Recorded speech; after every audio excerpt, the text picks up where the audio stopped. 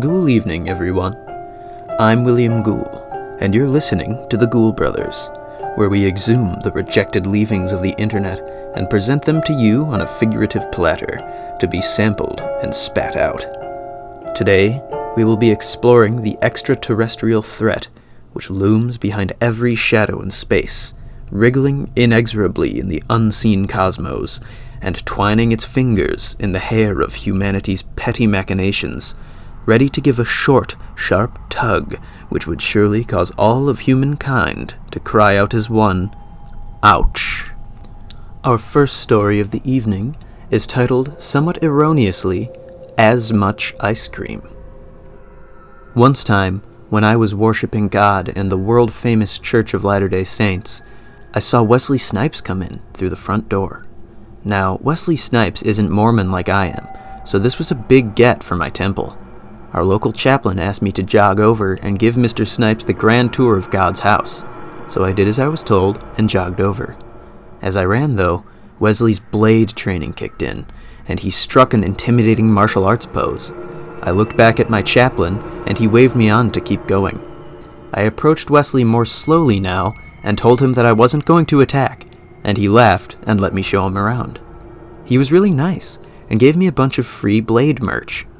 The tour went on all day, and turned into dinner out with Wes, so that night, I was heading home from Wes's celebrity mansion when I realized that my car had almost no gas left.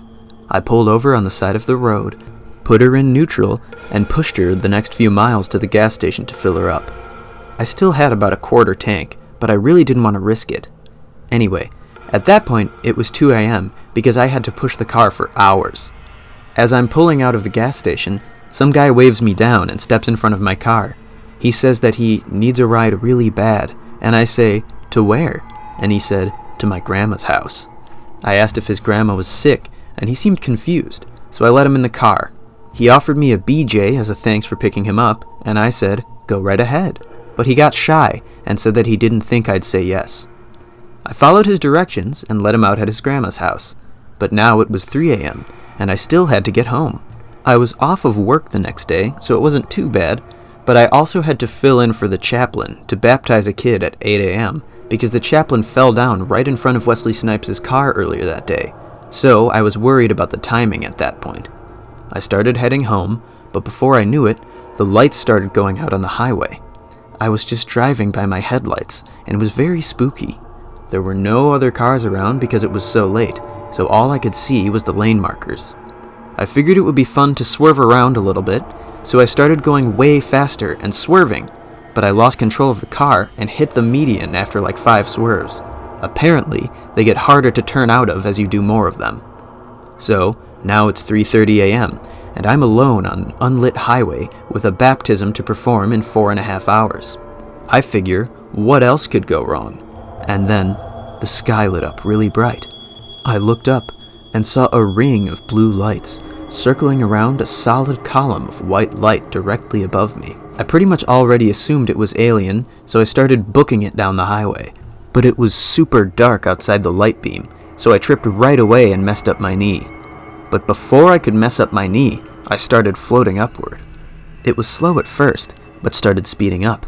I was probably 40 feet off the ground when I saw headlights in the distance.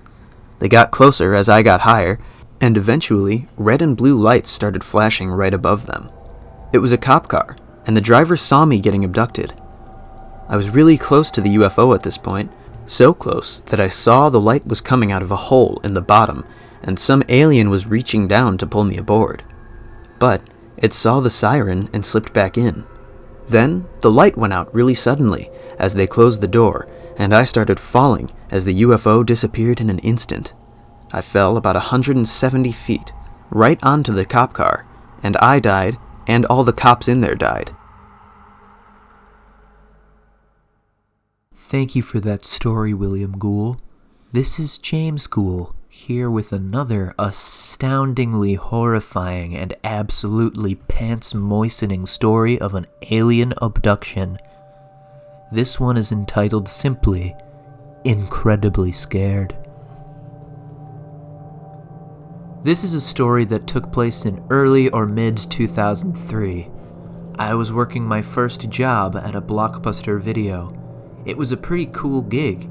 They paid me money to do it, and I got to keep all the promotional cardboard cutouts I wanted after the store was done with them. I still have an Ewok one in my room to this day. I don't know why they had an Ewok one. The last movie to have Ewoks in it was in 1983. Anyway, one day I'm working the night shift at Blockbuster, which is from 6 p.m. to 1 a.m. I had to close up the shop, so by the time I turned off Cool Runnings and emptied out the register, it was already like 1:30. The Blockbuster I worked at was at the top of Steens Mountain in Oregon, so I would always have to drive down the 9,734-foot peak as part of my commute home. It was a long and dangerous drive, but like I said, they were paying me money to work there, so it was too good of a gig to give up. It was a June evening, so all the animals were just going wild on the mountain. The noises they were making as they ate each other and had sex were kind of spooky, so I was already on edge. To make matters scarier, the headlights on my car got busted out by my dad's caddy, so I had to point one of those big camp flashlights out the window to make sure I wasn't about to drive over a hiker or off the side of the mountain. As I drove, I started to notice something odd about a star in the sky. You know how most stars are generally still and really small and in the distance?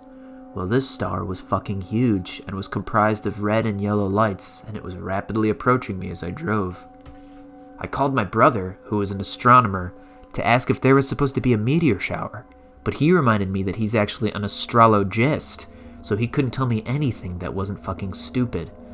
As he was telling me about chakra or angels or something, the big star whooshed right past my car and then back up into the sky. I veered to not hit it, and then I had to veer again to avoid hitting a massive mule deer. I crashed into the tree, and the novelty extra-large airbag deployed and broke my nose really bad. I got out of the car to assess the damage. Fortunately, the mule deer was fine, and he went back to his wife and kids. I decided to just walk down the mountain and tell my dad where to find his car, and quit my job because I couldn't think of another way to handle the 2-hour commute. I would have to find another way to make $8 an hour. As an aside, I later did find a way to make way more than that by becoming a prostitute. As I hiked down, I heard scary owls hooting and scary big cats roaring. It was a supremely spooky hike, and I was on edge. I only had a little phone battery left, but I called my AA sponsor and told him that I was feeling a lot of stress, and the bottle was really calling out to me. He reminded me that internal problems don't require external solutions. I thanked him and hung up. If you're reading this, in heaven, Mike, thank you for getting me through all the hard times. I'm now 5 years sober. Anyway, I was hiking down the scary mountain, but at least I didn't want to drink anymore. I did drink earlier, though, so I stood behind a mule deer and took a huge piss. As I was shaking the last drips out, I heard a big woo-wee sound. I turned around, and the big star I saw earlier was landing. I was ready to admit now that it wasn't a star, but a big weird ship. It looked like a huge Oreo, but with all sorts of beeps and boops and weird lights. I never saw anything like that before, so I totally froze. If I didn't just pee, I would have peed in my pants, and I know that because I did poo in my pants. They were still around my ankles, but the poo fell out and into my pants. I stood frozen as a big weird door opened on the side of the big Oreo vehicle. Out of it strode a big, tall, green guy. He looked like VeggieTales. He looked all around, and then checked something on his phone. He yelled something back into the Oreo, and then started walking towards me. I didn't know if he had seen me yet, so I kept holding still. I also didn't want to move, because I'd either need to shuffle around with my pants down, or pull them up and get poo on me. So I just held still. After a minute, the big VeggieTales alien turned around and saw me. "Oh no," I said out loud. The VeggieTales guy ran over. "Hey," he yelled in a weird accent. He apparently knew English, but had an alien accent that kind of sounded like if Greedo from the first Ewok movie could speak English. "Hey," he yelled again and was right in my face now. He grabbed my collar. "Are you a tough guy?" "What?" I asked. "Are you acting like a tough guy out here?" I shook my head no. He put a finger in my face. "You're gonna get fucked up, Mr. Tough Guy. Get the fuck out of here." He let go of me, then got in his ship. It flew away after like 10 minutes. I walked down the mountain with no pants and got arrested, which was actually convenient because I didn't have to walk all the way home half nude. At the police station, I tried to tell them about the VeggieTales guy, but they just laughed and said, "Everyone already knows about those aliens." This is William Ghoul saying hello once again. What follows is an ad from our sponsor. You wake up and look around you. Your first thought is that you must have died and gone to heaven. You're surrounded by your boys, jerseys and game faces on. On the coffee table, chips, dip, and taquitos. But best of all, there's good old-fashioned American football on the TV. Only problem is, last thing you remember, it was still Friday night, and you were doing your third bump of ketamine off the blade of Randy's hunting knife, surrounded by prostitutes, both male and female, all of whom you know have seen God's grace. So, where did this perfect game day party come from? And how did it happen at your house? You do bad shit when you black out usually, like that time you threatened those guys, so it most definitely wasn't you who set this up. But then, in she walks, with a steaming thing of mustacholi in her hands. Your girlfriend. And in that moment, you know she went to Game Days. Game Days, the only company that helps non-sports fans set up sporting event viewing parties on behalf of third parties who have agreed to host but are still blacked out or on a bender from the last wild shit they did. Order now with code GHOUL and get the free upgrade to the package where we break into the person's house for you if you don't have keys. Game Days.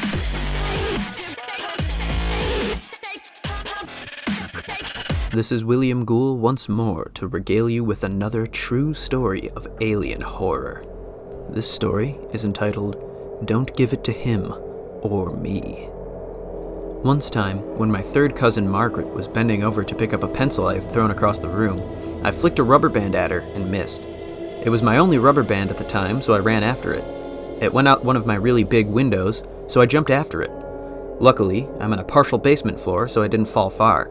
I actually fell up by jumping. Anyway, the rubber band made it all the way over the precipice of the little cliff that my semi-basement home is built on the edge of. I was scared to climb the 50 feet down sheer rock to get it, so I jumped. While I was falling, I realized that I was going to die. Instead of dying, though, I stopped falling completely. In fact, I started falling up, and I hadn't even jumped. I floated up, and I couldn't move, so I was stuck looking down. The most frustrating part was that the whole time I could see my rubber band down there as I drifted further and further away from it. Once I was really high up, and I could see the whole mountain that my third cousin and I live in the only house on, everything disappeared. At least, it seemed that way, because metal doors slammed shut in front of me. I fell down onto the doors because I had stopped floating, and then I could move again. I was in a room that looked like science, and there were 20 little guys that looked like the Pokemon Sneasel in there. They were small, gray, human-shaped things with cat snouts. They all piled up on me, and they were sniffing me and lifting up my shirt and sniffing in there. I was laughing because it tickled, and because it was fun. But I was also scared, because I could tell that they were really strong. Then, a Sneasler, which is the evolution of Sneasel, came out from another science room with what looked like a big dome-shaped bell on a stick. It put the bell around my head, and the bell closed. It felt like icy hot in there, and instead of being dark inside, I just saw somewhere else instead of where I was. The place I saw was weird though, so I can't describe it. Anyway, they took my head out of the bell, and all the Sneasels crowd-surfed me into a sphincter on the wall and squeezed me in there. I slid down and got borne out of a tube that I couldn't see into a clump of trees partway up my mountain. I threw up a little because my body felt really horrible after all that stuff happened. But then, I went around and got my rubber band, then went back up the mountain to my house. It took about 20 minutes to get the band and go back, but it would have taken more like 30 if I had to walk all the way from my house. So, the aliens actually saved me some time. Now, whenever I blink or go to sleep, I see that strange place instead of darkness.